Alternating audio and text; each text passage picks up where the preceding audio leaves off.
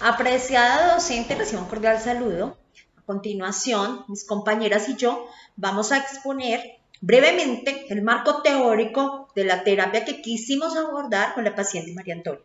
Esta es la terapia cognitivo-conductual, la cual es un modelo terapéutico que tiene un soporte científicamente avalado. Esta surge desde el conductismo y de la psicología cognitiva.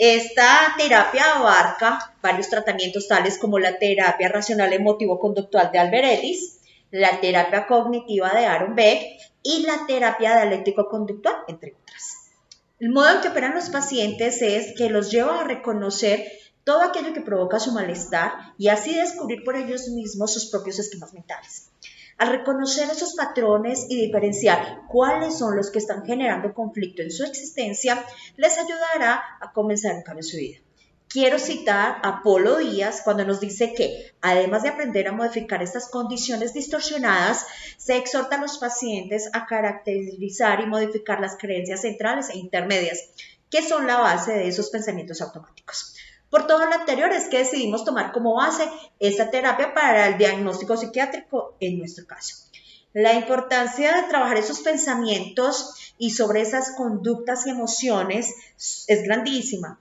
ya que a lo largo de su diagnóstico, el cual es una esclerosis sistémica, nuestra paciente ha generado un proceso de duelo por enfermedad crónica y este duelo se debería terminar con la aceptación de la enfermedad.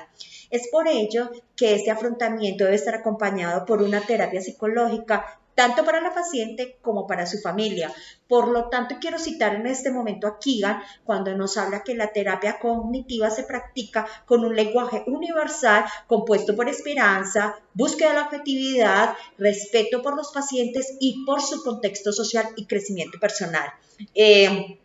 Por lo anterior, profesora, creemos que esta es la terapia más adecuada para trabajar con nuestra paciente y quiero entonces darle en este momento paso a mi compañera Catalina para que continúe con la exposición.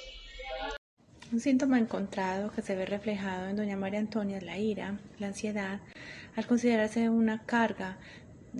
como también los cambios físicos que ella la han afectado, igual que su funcionalidad laboral y autónoma. Eso nos muestra lo que dice el autor Canovin del 2002, abro comillas, que la interpretación desajustada de las situaciones que vive el individuo dificultan su adaptación al medio. Así, por ejemplo, unas consecuencias negativas exageradas conllevarían un estado de alerta. Se iniciaría en este caso un proceso de estrés en el que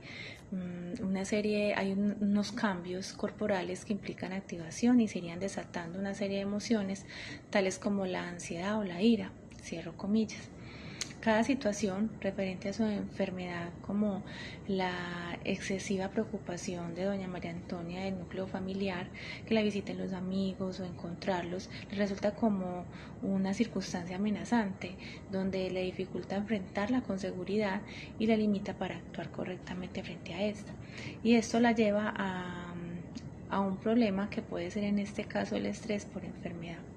Ya hemos mencionado que el duelo por enfermedad es relevante en la paciente, por lo tanto nos incumbe mencionar por Lucero, Julián y Hernández Montaño que se ha encontrado que el tratamiento cognitivo-conductual en la atención del duelo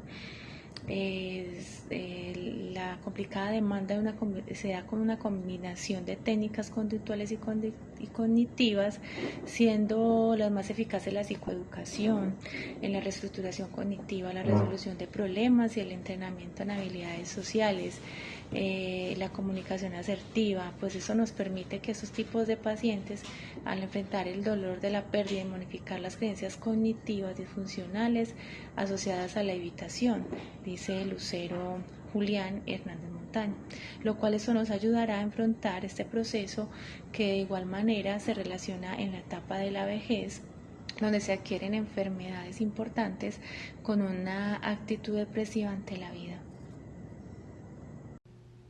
Citando lo que dice el autor, el objetivo básico de la psicopatología cognitiva es el análisis de las estructuras y los procesos de conocimiento que controlan la aparición de los comportamientos y las experiencias extrañas o anómalas, y no tanto las conductas anormales en y por sí misma. Por lo tanto, se pueden incluir los sentimientos, sensaciones, motivos, conmociones, debido a que incurren del mismo modo en el cómo sentimos y vivenciamos nuestra existencia.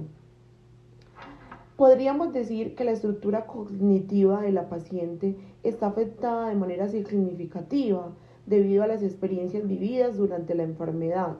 El sufrimiento físico ha producido conductas por las cuales conocemos que se convierten en representaciones mentales, donde se construye una mayor predisposición por el conocimiento de la enfermedad y lo que siente en esta.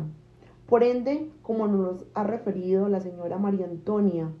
cuando estoy en crisis de la enfermedad, siento que es el momento de morir. Nos refleja desconocimiento frente al diagnóstico, donde necesita educación de parte del sector salud, los cuales puedan ayudar a controlar esta experiencia desconocida y que hace parte de los síntomas de esta, mas no de su descenso.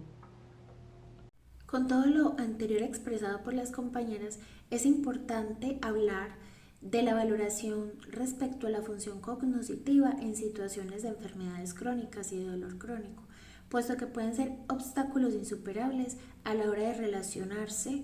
a la hora de realizar tareas que son básicas, ya que pueden tener afectaciones en la memoria, en las conversaciones fluidas, pueden ser personas que puedan por esa situación aislarse socialmente y traiga afectaciones negativas también a su enfermedad. En esta observación clínica es muy importante también tener en cuenta todas esas dimensiones de la salud y de la calidad de vida, puesto que la paciente también refiere una disminución en su proceso emocional, en su proceso físico y en su proceso mental, ya que a veces el dolor que siente no se compara con la pérdida o con la disminución de estas anteriores dimensiones. Por eso es importante continuar con una evaluación y con un estudio juicioso de tests que nos permitan brindar más información para llegar a un diagnóstico concreto y a una intervención eficaz que le permita tener un estilo de vida mejor,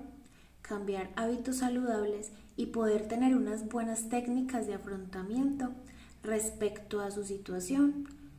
ya que al tener una enfermedad crónica será prolongado y será difícil la aparición de ciertos síntomas.